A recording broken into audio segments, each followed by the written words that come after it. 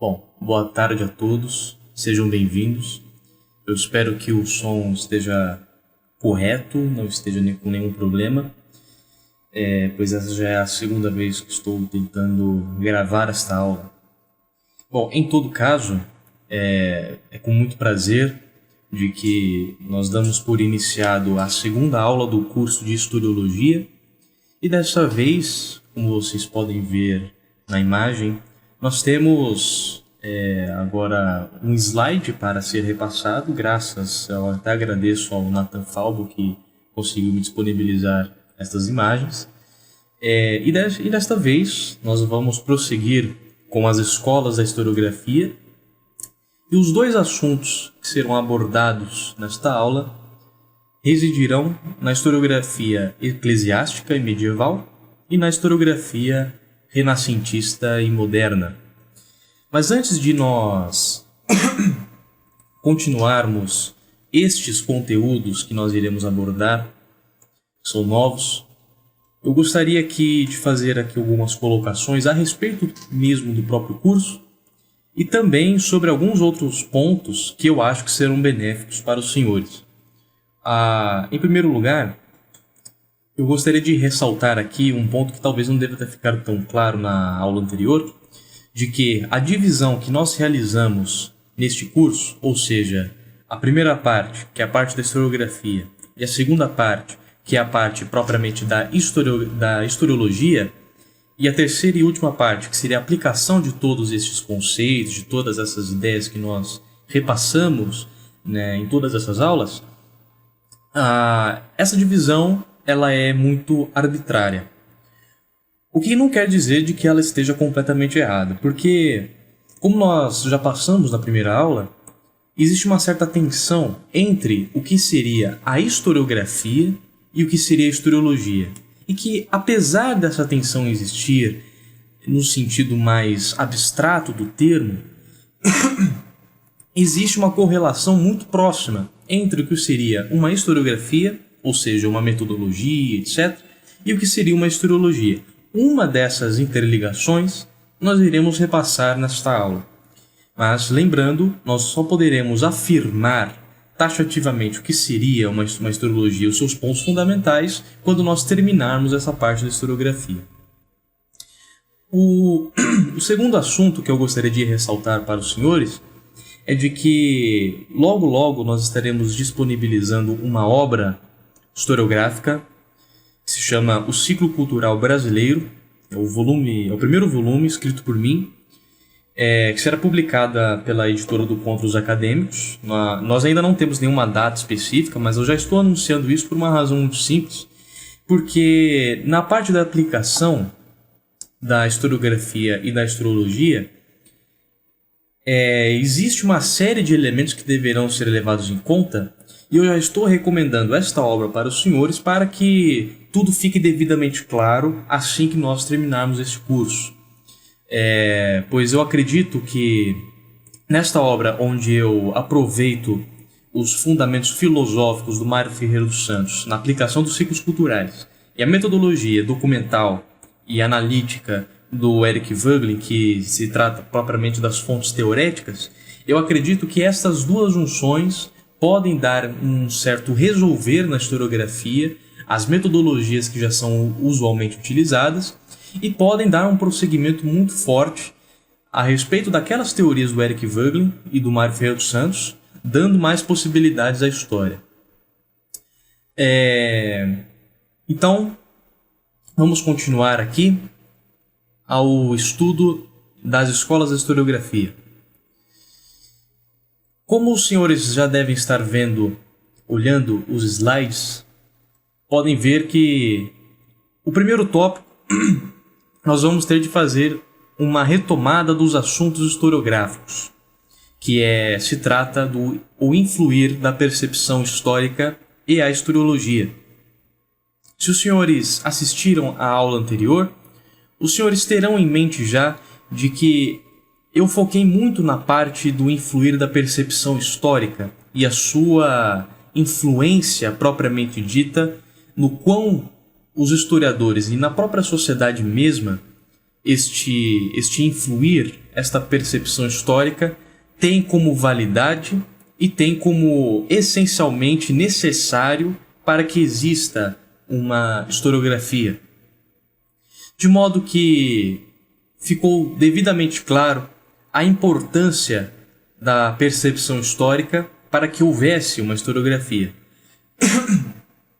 Agora, olhando por uma perspectiva mais de Eric Voegelin a respeito da história da humanidade, nós vemos que existe uma série de comunhões de saltos para dentro do ser, que é aquilo que ele resplandece nas civilizações antigas, como por exemplo os hebreus e em seguida a filosofia grega, que seria propriamente a religião hebraica, a religião judaica dos judeus, e a filosofia, o fogos espermáticos filosófico que está dentro dos gregos. Ele assim aponta para estes povos como sendo um salto para dentro do ser, pois a descoberta, não a descoberta no sentido completo do termo, mas a descoberta daquele fundo existencial que o ser está colocado diante de uma transcendência, não somente como um ciclo cosmológico, mas que há uma espécie de verdade transcendental que o influi. Estes saltos do ser, quando nós chegamos no tempo medieval, nós temos uma espécie de comunhão destes saltos no ser, somado, é claro, à formação do cristianismo. É necessário que nós coloquemos a formação do cristianismo como um dado per se para com a historiografia, pois ela vai influir na historiografia eclesiástica de uma maneira pontual, de uma forma que vai definir todos os seus pontos e todas as suas possibilidades de investigação historiográfica. Existe até mesmo uma espécie de trindade da historiografia eclesiástica que se dá pelos seguintes termos, que seria o religar, seria também o fato e a tradição, ou seja, esses três aspectos são os essenciais da historiografia eclesiástica. E com essa comunhão,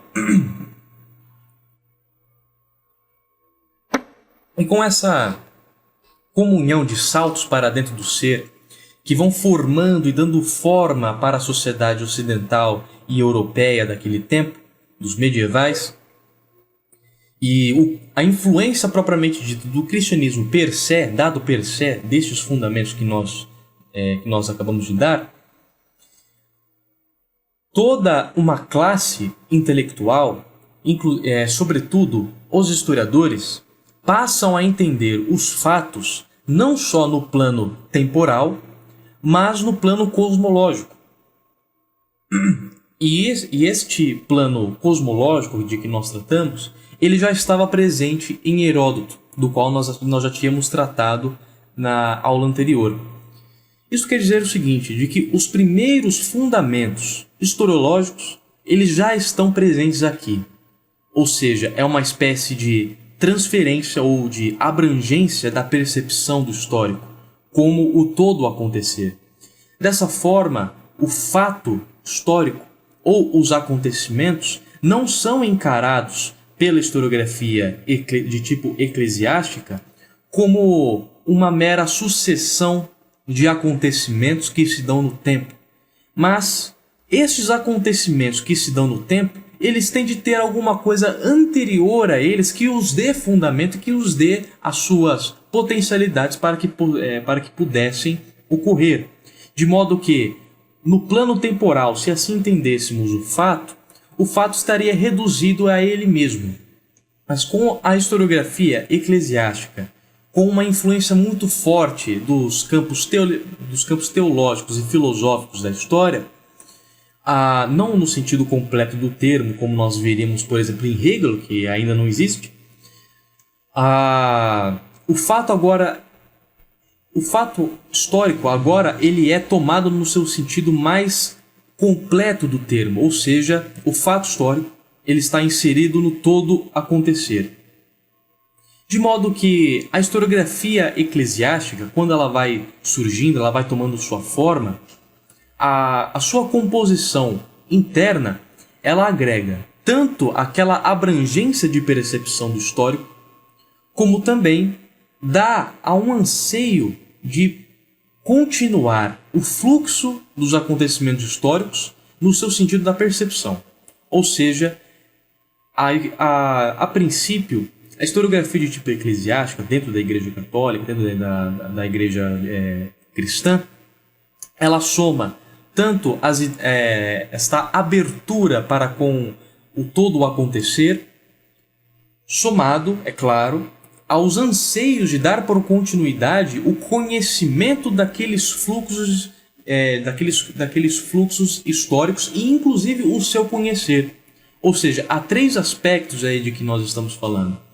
A principal característica que formou este tipo de agregamento, se assim podemos dizer, foi justamente o próprio advento ou o nascimento do próprio Cristo, que deu a toda a medievalidade uma série de sentidos históricos que você não encontra, que nós não encontramos nas civilizações antigas. Algo que a própria ideia, nós nem precisamos entrar se isso realmente se dá realmente, mas a própria ideia de que o Cristo encarnado, ele resplandece uma espécie de trindade, ou seja, o Pai, Filho e Espírito Santo, dava aos medievais, dava à historiografia eclesiástica um aprofundamento na sua percepção que transcendia propriamente todas as historiografias anteriores e todos os historiadores anteriores. É claro que toda esta abrangência de percepção do histórico e este anseio de continuar, de mostrar para as gerações posteriores todo esse conhecimento daquilo que realmente ocorreu, dados como fato, elas têm uma profunda influência dos monastérios que já estão surgindo pela própria igreja. Agora, como os senhores podem ver aí, o segundo ponto, que é do escopo às ideias teológicas e filosóficas, nós poderíamos examinar o seguinte, de que a historiografia medieval ela tem uma espécie de influência passiva da filosofia e da teologia medieval. Mas nós não podemos dizer de que com isso a historiografia medieval ela estava absolutamente separada de toda aquela outra tradição historiográfica e metodológica que nós encontramos em Heródoto e Tucídides. Na verdade, com os medievais, nós temos uma perfeita coadunação entre a historiografia de Heródoto, que entendia aquela parte dos mitos, etc., como uma forma de mentalidade ou até mesmo como uma forma de acontecimento, e nós temos em Tucídides uma espécie de análise daquilo que realmente ocorreu, sem a utilização daqueles pontos que são considerados mitológicos. Na historiografia eclesiástica, nós vamos ver uma perfeita coadunação desses aspectos, sobretudo com Eusébio de Cesareia, que nós iremos catalogar mais para frente. Então, com toda essa influência, seja da filosofia, da filosofia medieval e da própria teologia, seja daquela outra tradição historiográfica, a historiografia eclesiástica ela passa então a evidenciar o homem no seu estágio, na sua existência para com a própria transcendência.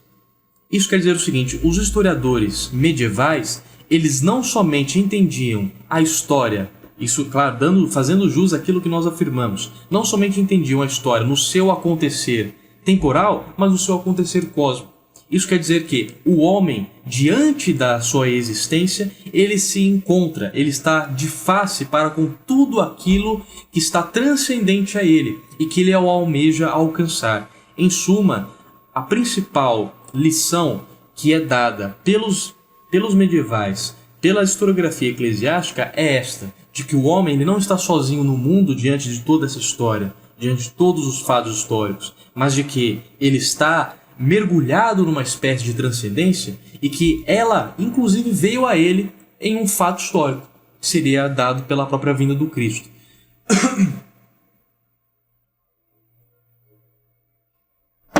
Então, prossigamos. Agora, os historiadores, que é propriamente um deles que nós inclusive já falamos, que é o Eusébio de Cesareia, e como por exemplo Sócrates de Constantinopla, etc. Estes historiadores que surgem no tempo medieval, eles estão fortemente interligados a essas ideias que nós falamos. No entanto, de acordo com todos aqueles acontecimentos que estavam sendo resplandecidos no tempo medieval e que de certa forma traumatizaram tanto a sociedade europeia daquele momento, os historiadores eles também enfrentam uma série de problemas. Primeiro, uma série de embaraços causados por documentos falsos e por falsas ideias resplandecidas nesses documentos. De modo que os historiadores eclesiásticos eles tinham uma tarefa importantíssima que exigiu esforços inclusive sobre-humanos para que se pudessem continuar uma série de trabalhos.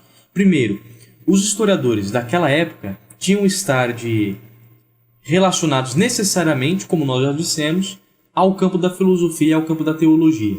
Não se poderia haver essa divisão. Essa divisão, se houvesse, seria arbitrária e seria somente no momento do ato historiográfico, ou seja, de escrever aquilo que aconteceu, de reunir os documentos e de construir uma espécie de narrativa. Mas o historiador ele tinha de estar atento a uma série de pontos. Primeiro, os aspectos das alegorias que estão dentro dos textos. Não se podia interpretá-los de maneira rasa, não podia deixar aqueles documentos tal como eles estavam colocados. Segundo, as escritas dos mais diversos povos. Inclusive, é nesse momento da história que nós vemos um florescimento muito grande da etnologia, ou seja, do estudo dos povos, do estudo dos mais diversos povos, que dará fundamento à antropologia posterior e inclusive à historiografia de tipo culturalista, que nós iremos tratar nas próximas aulas. Então, as escritas, as línguas dos mais diversos povos deveriam também ser levadas em conta para compor uma espécie de narrativa. Não se poderia supor, em primeiro lugar, de que tanto as alegorias como as escritas estivessem absolutamente separadas desses conhecimentos históricos de que todos estavam falando. Ou seja, eu poderia inclusive citar um exemplo de um historiador que é o Cesare Cantu, que ele tem ali uma obra imensa de história universal, que quando ele começa a catalogar a diferença entre os gregos para os medievais, sobretudo, ele não adentra muito essa parte da historiografia, mas ele cataloga um pouco.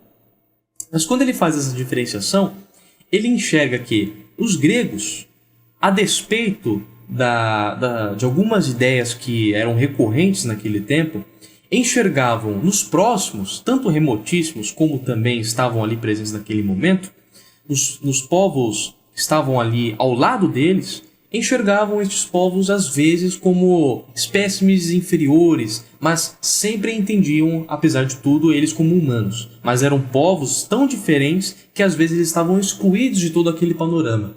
Um dos exemplos que, inclusive, o Eric Voegelin fala a respeito disso nos livros de ordem e história, está inserido justamente na ideia de civilizações cosmológicas, que ainda permanece, só que agora de forma um pouco mais arraigada a uma filosofia agnóstica dentro do mundo medieval, mas que não causa ali tantos efeitos neste momento. Mas o ponto é o seguinte: a diferença propriamente entre a historiografia clássica, que nós podemos dizer que seriam os gregos, e a historiografia medieval, é que a historiografia medieval ela não tinha a presunção de se colocar como superior aos povos circunvizinhos, aos povos que ali estavam ao seu redor. Sobretudo também isso tem muita ligação para com os aspectos para com um dos arquétipos do cristianismo, que é propriamente o amor ao próximo, que nós iremos inclusive analisar os fundamentos sociológicos na historiologia. Agora, o terceiro aspecto que os historiadores eles também teriam de levar em conta se tratava propriamente da investigação concreta, ou seja, novamente nós vemos o quão interligado a historiografia estava à filosofia. Que a investigação concreta se baseava nos seguintes critérios. Primeiro, uma série de escritos, alguns deles sendo falsos e contendo falsas ideias, o historiador ele deveria investigar onde estes documentos foram criados e ver se assim eles mesmos se procediam. Do contrário, poderia haver um prosseguimento de conhecimento que seria falso. E os historiadores medievais eles não poderiam aceitar esse tipo de conhecimento falso, conhecimento de ideias falsas, não poderiam ser passadas para frente. Novamente nós vemos também uma outra influência dos monastérios. Bom,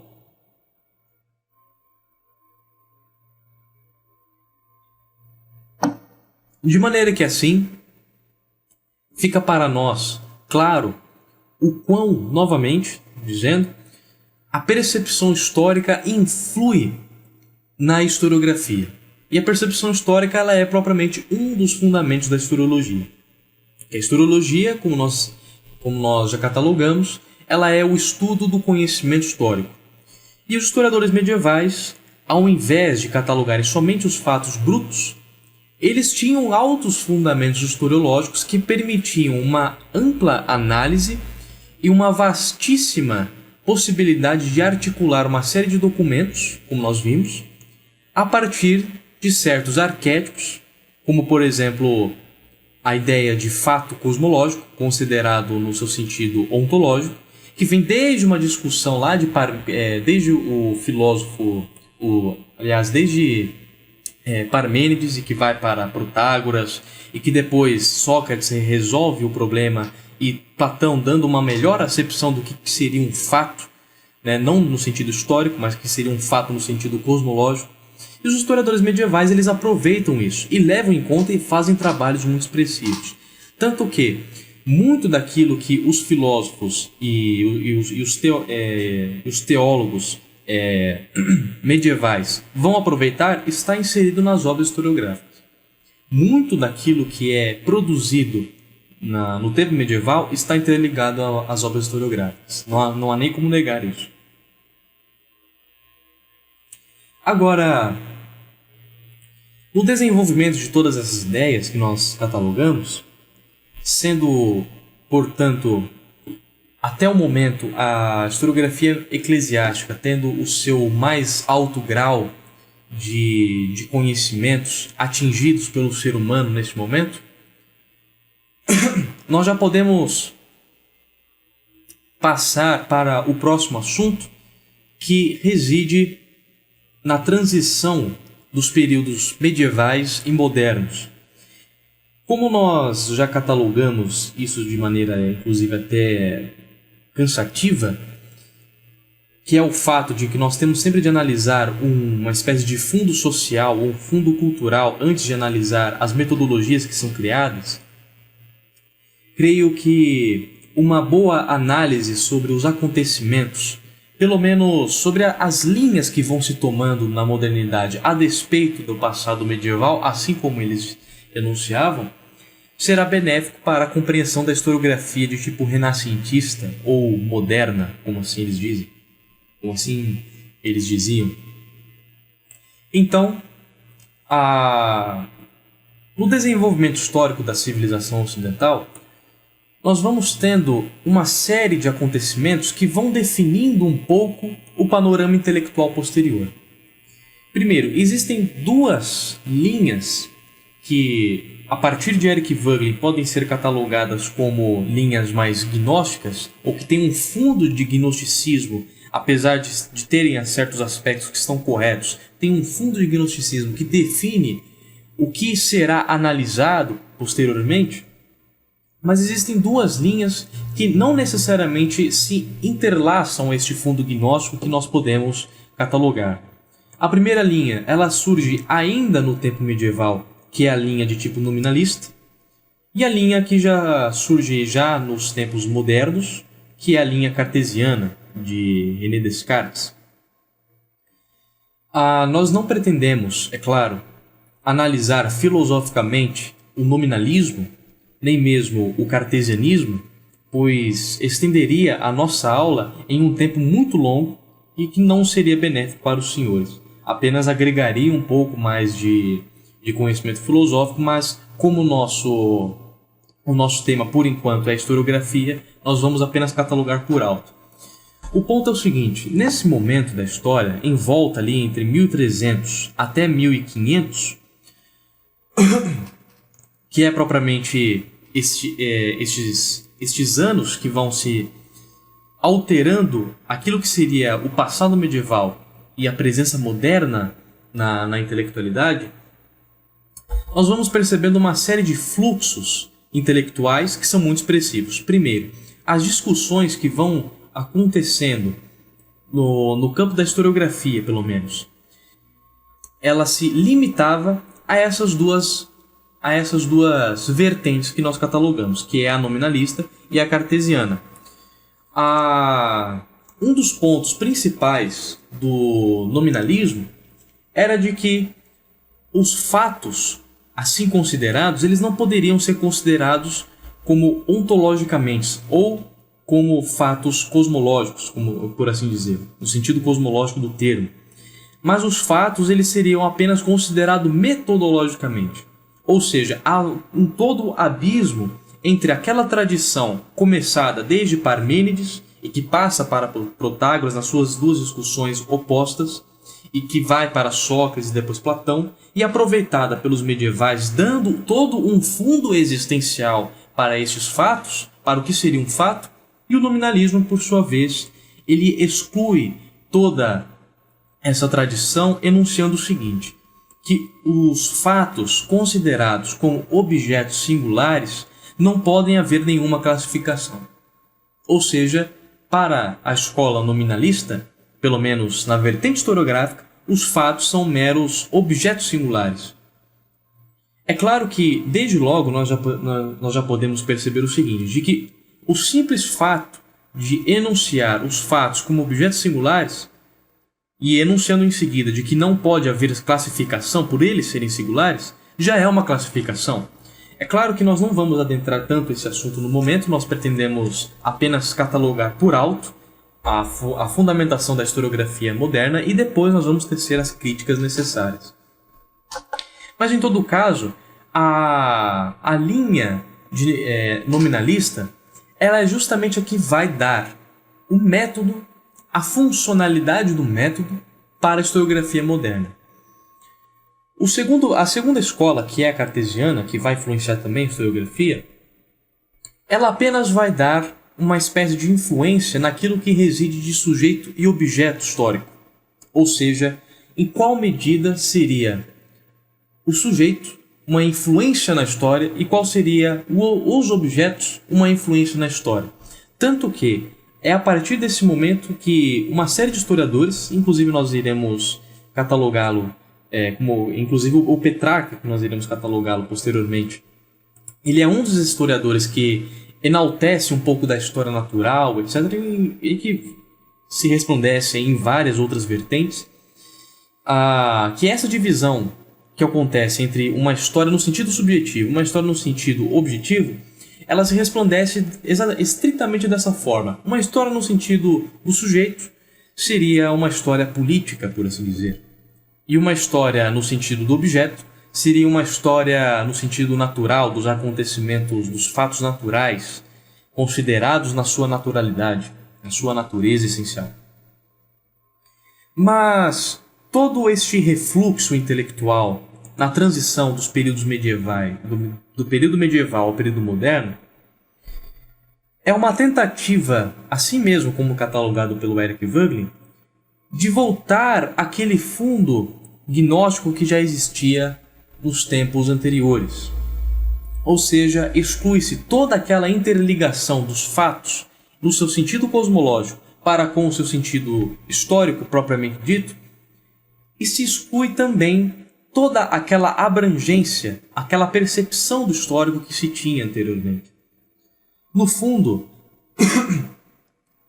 todos esses aspectos, somado a uma tentativa de se realizar uma ciência histórica, não no sentido propriamente do Tucídides, apesar dos historiadores enunciarem que se baseiam em Tucídides, porque eles diziam de que a história ela não poderia ter nenhuma interligação com a religião, não poderia ter nenhuma interligação propriamente filosófica para com os conceitos trabalhados. Ela deveria ter uma espécie de ciência, de uma ciência determinada no seu escopo. Então os historiadores eles passam a excluir todo e qualquer fundamento religioso na historiografia, sobretudo fundamento filosófico e teológico.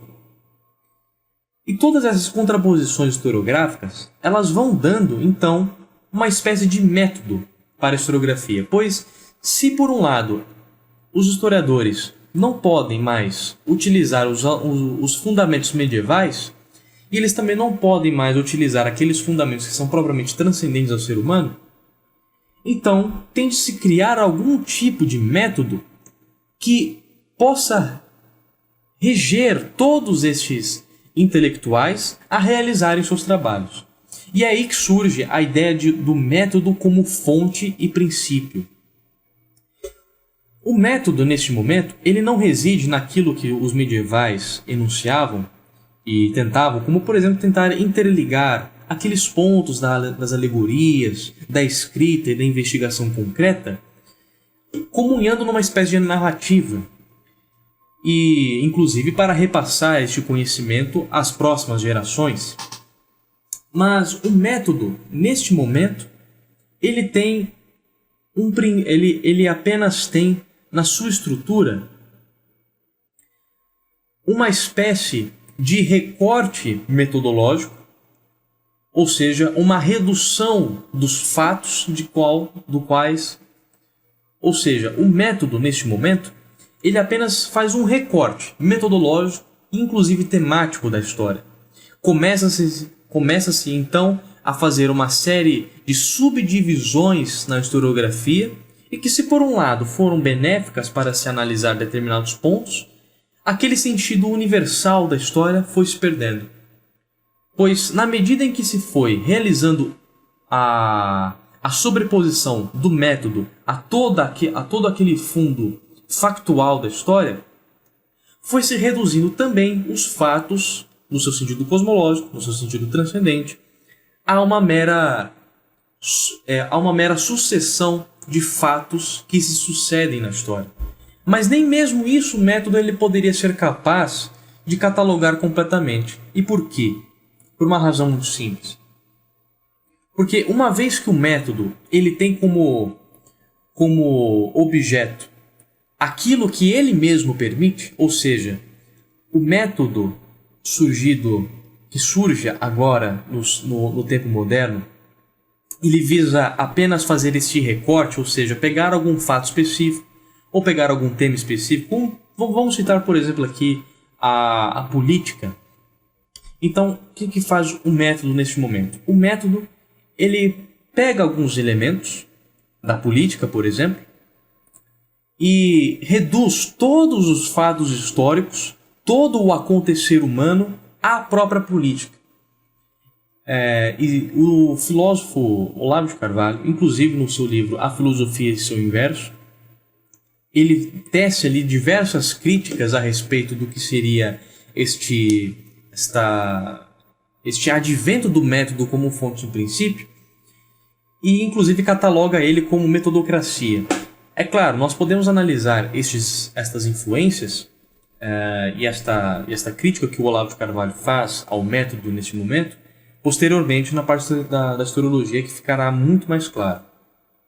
Mas em resumidas contas, o que o método agora ele faz é reduzir todo o panorama do historiador a um ponto específico e enuncia, inclusive, que aquele ponto específico é o todo acontecer humano.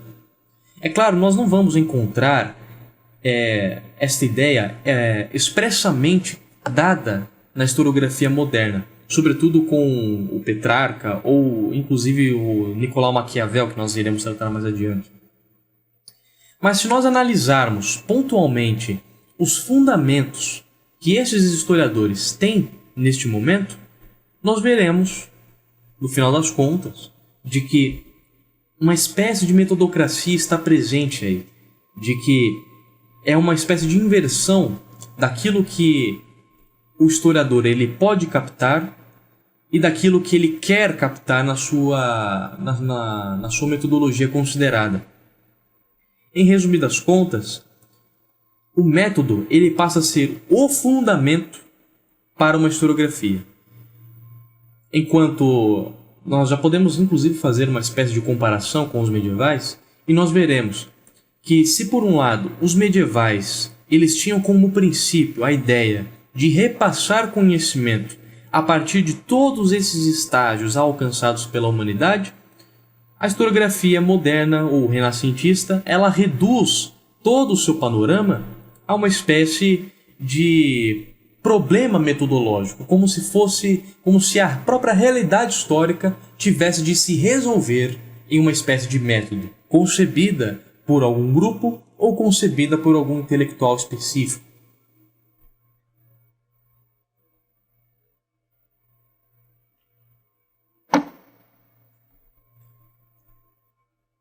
Agora, os historiadores que surgem aí, em especial esses dois que nós já tratamos, o Petrarca, por sua vez, ele passa, por exemplo, a enfocar nos temas das línguas e das letras. E é inclusive que aí surge uma série de outras matérias que vão servir também como subdivisões para a história, e que inclusive nos tempos modernos houve um crescimento absurdo do estudo, entre aspas, sistemático das línguas ou das letras ou da linguística que vai aos poucos surgindo nesse momento.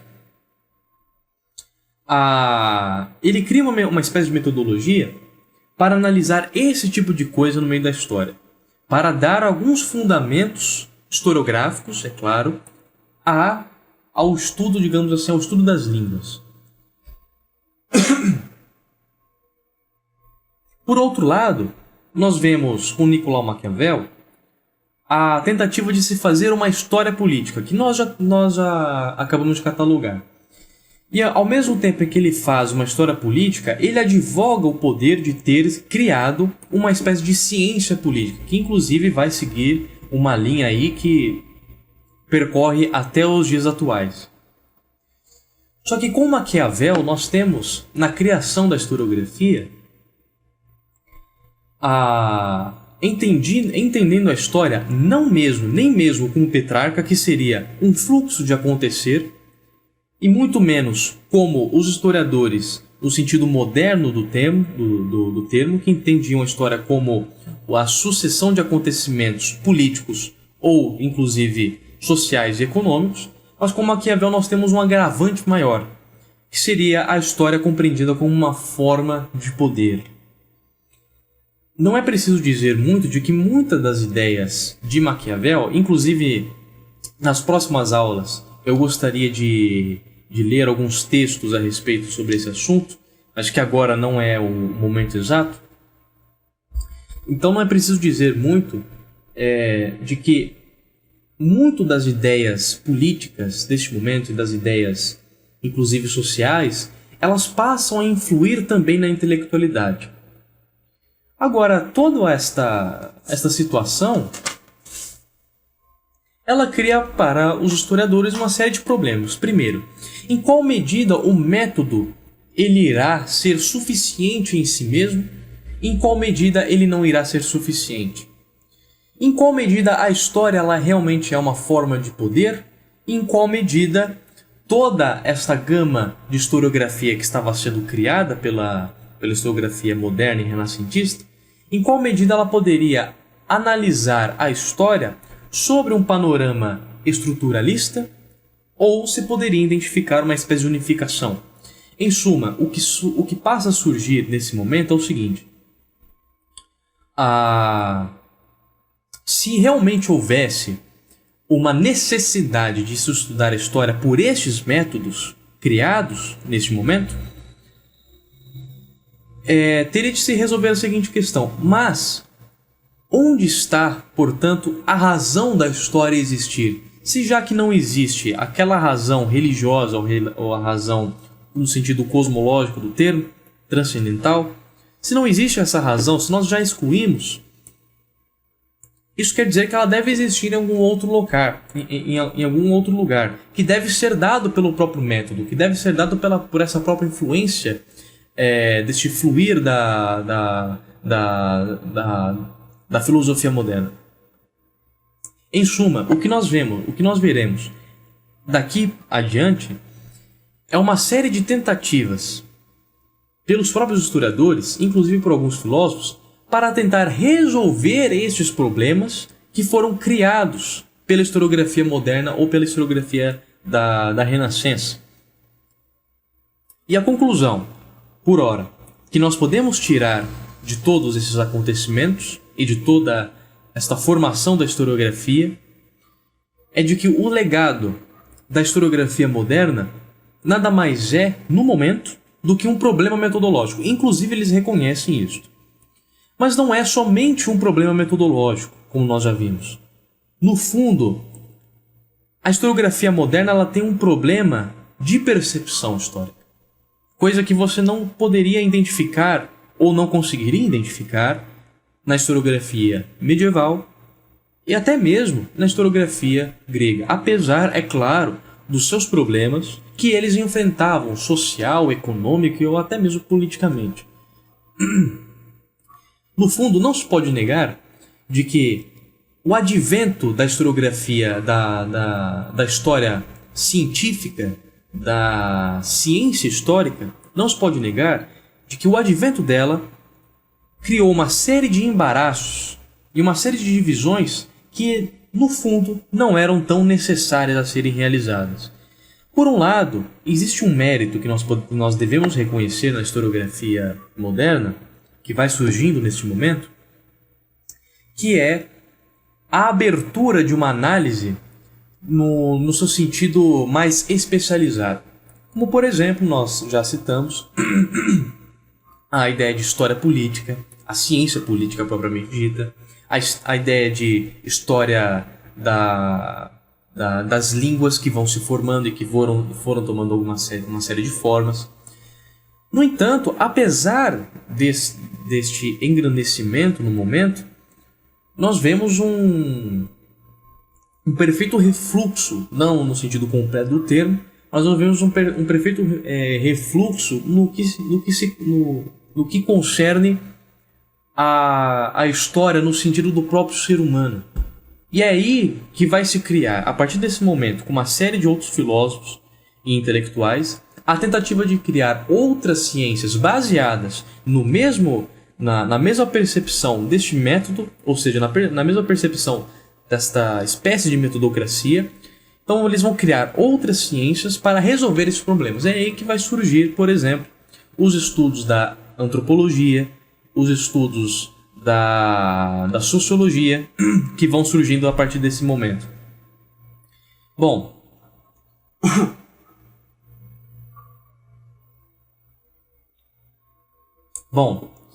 já deu tempo da nossa aula. Espero que os senhores tenham conseguido entender mais ou menos os caminhos que foram se tomando a partir dessa ruptura com a tradição historiográfica eclesiástica realizada pelos modernos. E eu deixarei aqui alguns documentos para os senhores darem uma lida, que serão importantes para a compreensão da aula posterior. Provavelmente a aula posterior será muito mais longa do que essas, ou um pouco mais longa do que essas outras aulas do que essas duas aulas que nós já tivemos, pois nós vamos adentrar alguns aspectos que são um pouco mais profundos daquilo que nós já dissemos no momento. Bom, em resumidas contas, esta foi a segunda aula do curso de Historiologia. Espero que os senhores tenham aproveitado o máximo daquilo que eu pude expor. Lembrando, teremos aí os documentos, os livros de filósofos historiadores que nós iremos colocar aí dentro. E espero que os senhores tenham gostado e até a próxima.